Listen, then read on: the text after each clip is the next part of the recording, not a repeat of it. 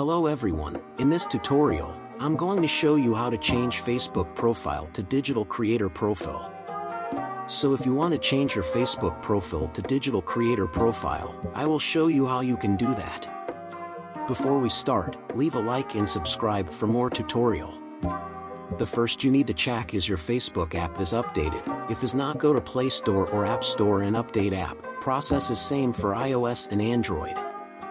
Then open the app and make sure you are logged in. So now you need to tapping on this 3 horizontal lines in top right corner of the screen. When you come on this menu, you need to tap on your nickname to see your profile.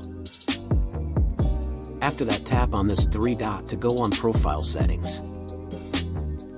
Now you need to turn on professional mode, usually is on the bottom of the list, and when you go on it.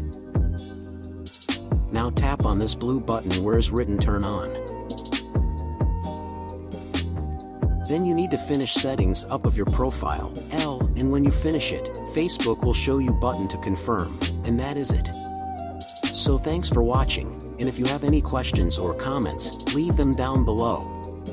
Don't forget to like and subscribe for more tutorials like this.